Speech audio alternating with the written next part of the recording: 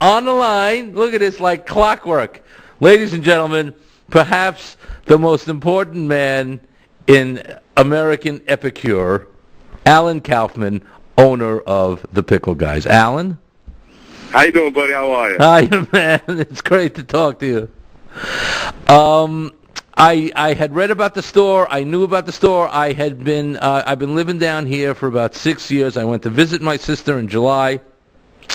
And we took the kid to Chinatown, and we walked around, and we walked, and we hit Essex Street, and I'm telling you, I don't have to tell you, but I'm telling you, like roses, like a garden of joy, it hit me. Like I almost got. Turn that corner, you could smell it. I almost got run over. I think they were taking me to the donut place that's down the block, the big the donut plant, yeah, Donut Planet or whatever the heck it is. Well. You know what I did with the donut? I stuck one of your pickles right in the middle of the donut, Alan, because... That's why that hole's there for. Alan Kaufman. All right, man. Let's give me a little history on the store first before we talk about the greatest delicacy of all time. Okay, well, the Pickle Guys have been around for a long time. They've been pickles on Essex Street since 1910. All the Eastern Europeans, when they came to this country, they had to go through Ellis Island, and from Ellis Island, the closest neighborhood would be the Lower East Side. So they all brought their wares with them, what they knew how to do, their trades, and one of the things was pickles. So they would sell pickles on the street, right on the street, before they had stores, right on a cart, and people would buy them. It was an inexpensive item, and it reminded them of home. It brought back a lot of memories to them. And that's why it's been around so many years, because it's really a traditional item, and you eat it, and you come down with your grandparents, and you come down with your parents, and your kids come down, and everybody comes down on the holidays. You got to go and get pickles. You know, it becomes a major problem there. So we keep the pickles alive. We're keeping the tradition alive. It's been there since 1910. Now, you also have a store in Brooklyn, right, I think? Yes, we also have a store in Brooklyn on Coney Island Avenue, J. We're just trying to expand and spread out a little bit, get to more people. Okay, Alan, is there, and I'm just going to fire some questions at you, is there any reason to buy, to go into the supermarket and buy pickles already in glass jars with screw tops on them? I mean, is there a worthy pickle like that? Well, there are a couple of companies that make decent pickles out of the jar, but we make a barrel cure pickles. Everything there is done by hand. It's all naturally fermented. There's no chemicals or preservatives in it. We use good cucumbers. We start with good quality. We have our own spices blended for us. And once you eat our product, you cannot go back to a store-bought pickle. He's not lying, folks. I haven't had a pickle since the end of July. I haven't had a pickle since the end of July. There's a batamte thing in my refrigerator on the door, and it's so lonely, this jar of pickles. I was eating, and I came back, and the pickle jar looks at me and says, "What, did I do something, Matt? I said, "Yeah, you're not from the Pickle Guys. You're not." And that's why we could ship. We ship anywhere in the United States. If you ever need pickles, just call 1-888-4-PICKLES, and we could deliver right to your house. Oh, listen, I'm going to need pickles in November. The bar mitzvah's coming up in November, Alan Kaufman.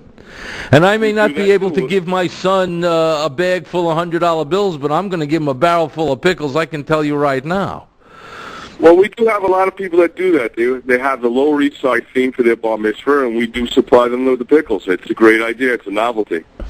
I remember, though, growing up, I grew up in the Bronx, that the supermarkets on Jerome Avenue where I grew up, they had the barrels. I mean, the barrels were there. That was not, you didn't just ask for a pickle. You could pick out your pickle floating there on the top. That's gone. That's another great thing about the store is that tradition lives on as well. Well, what we do is the guys that help you, they're very well trained. Yeah, they are in their job, and they're very friendly. And what they do is they hand pack. If you say you want a quart of pickles, they actually pick up a big pan of pickles, and they go through it until they find 12 pickles that fit in that container that aren't cracked, broken, or bruised. Anything that's cracked, broken, or bruised, they discard. And that way you get quality control that way. So what is it about the pickle, my friend? What is it that drives people like me and you into Epicurean ecstasy? What is it? I think it's the saltiness. You taste the saltiness. You got the garlic. You can smell the aroma of it, and it goes good with a lot of things. Like with the hamburger, you want a half sour pickle. If you want a tuna fish sandwich, you would like a little more zing to it. You go with a full sour pickle. It's just a nice hot summer day. You want to sit down and eat a pickle. You go for nice new pickles, nice, refreshing, and clean tasting. So there's different things you can use it for. Go ahead. Okay. You guys make more than pickles. Oh yeah, we make like over 34 different items. We have tomatoes, pickles, peppers, sauerkraut. Then we get into some different stuff. We got some okra, peppers, string beans. We do pretty much anything you think we can pickle, we pickle. And then we have our traditional items. We have like once a year in the fall we do our pickled watermelon. And we also still do our own cabbage and sauerkraut. It's a beautiful thing. You know, the great thing, I brought my son in there that day, and we kind of picked it. We each got one, and we hung around.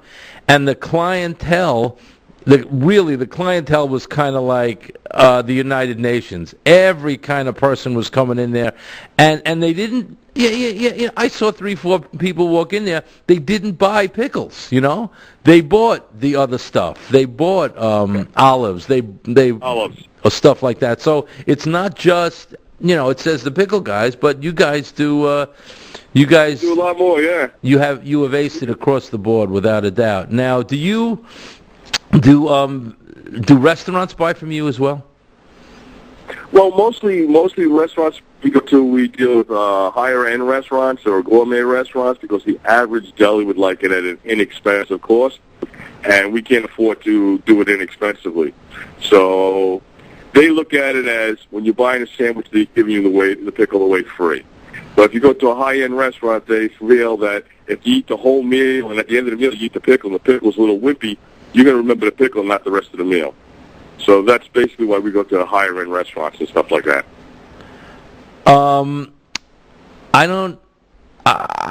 You go to some delis and they give you something that's the skin is bright green, and it doesn't. It's not salty at all. Is that a pickle, Alan Kaufman? No, that's not. Anytime you pick up a jar of pickles and you look at the brine, if the brine is a green color, that means there's food coloring in it. Pickle brine will never be green. It'll either be clear or cloudy. If you see any other color in there, then it's just throwing stuff in there. What I do for a test for a good pickle is I take a pickle and I bend it in half. If it doesn't snap, if it touches it and it doesn't snap, then it's not a good pickle. You want to hear it snap. You want to hear that crack. All right, so folks, do you get the pickle test? That's the pickle test. You bend it, it doesn't snap, you throw that imposter away in the garbage, you storm out, you pick it in front of the place, you get your friends with signs and everything, because what they just did to you, as my mother would say, is a shanda. It's a sin against... Right. Thank you, Alan Kaufman. He agrees with me. Okay, Alan, you go out to eat. You go out to eat. Where are you going to go in Manhattan for a half-decent pickle? Where are you going to go? If I was going to go for a half-decent pickle, I would go to one of my accounts. That'd be the only place I would go. But I mean, have you ever gone out? You get the sandwich, you get it, and have you ever been like surprised? Like, not bad. Yeah, I get that sometimes. Like if I go to like Carnegie Deli or Katz's Deli, they're decent. So you don't. Oh yeah, I was wondering. See, that's kind of what that other question was about. I was wondering. It kind of made sense, like where you are, that you might supply Katz's, or something like that, or Sammy's, but you don't do that. Well, we do Sammy's. We do Sammy's. Oh, you do Sammy's. Yes. We give Sammy pickles sometimes and tomatoes. And are you guys open right now? What's the secret to the tomatoes, man? The tomatoes are great too. Is it the same process? Yeah, like I said, well, tomatoes was done a little differently. The pickles are just done with salt water, pickling spices, and garlic. Tomatoes are done with salt water, vinegar, and pickling spices and garlic. So we add a little vinegar to them. And vinegar just keeps them harder. You take them home. What's the shelf life? In your refrigerator, if you got like sour pickles or tomatoes, they'll stay months in your refrigerator, 4 or 5 months easy. Really? If you get a new pickle, yeah, easy. And if you get a new pickle, and you keep it in your refrigerator in about 2 weeks to 3 weeks, it's going to turn to a half sour pickle. It's not going to go bad. It's just going to continue to age because we don't stop the fermentation. We don't put no chemicals in it, so it's going to. And what's the definition? What's a kosher pickle? Is it just it's made by kosher law? Is that what that is? Well, usually kosher pickle is sort of like a slang because everything in the store is kosher. All the product, all the ingredients used are kosher. We have a rabbi that comes down and checks for make sure everything is kosher. But basically, when you say kosher pickle or a dill pickle or a garlic pickle, it's really a sour pickle everybody's usually asking for. And I'll say this straight out, gherkins for the goyim, right? Yeah, gherkins. Gherkins are sweet, very sweet, small pickles, and they're made like candy. And they also make small ones like that are spicy, and they call them cornichons, which is the first invented. All right, so are you open 24? Are you open all the time? We're open Sunday through Thursday, 9 to 6. Fridays, 9 to 4. And, of course, we're closed for Shabbos. Right, and you're open. So okay. And people want to find out, and they just should go to pickleguys.com, correct? That's right. Just go onto your website, go to pickleguys.com. A whole bunch of pictures will come up. You can see all the products. You can read a little bit about us. You can see some of the people that work there. And if you want, you can even call. We're friendly people. We love to talk to people. They are great. I called. He's not kidding. I called up Alan. I said, Alan, do me a favor. Can you come on the show? Bang, like this. There was no problem. I will be talking to you about the very important furnishing of pickles on November 20th, 2010 at the Bar Mitzvah. Believe me, my friend. And just thanks. Thanks for keeping the tradition alive. Only, you and I and other members of the faith know just how important the pickle is. That's right. And everybody have a healthy and happy New Year. You too, man. And thanks for calling up. I'll talk to you soon. Thank you. Bye-bye. Thank you, Alan. You see?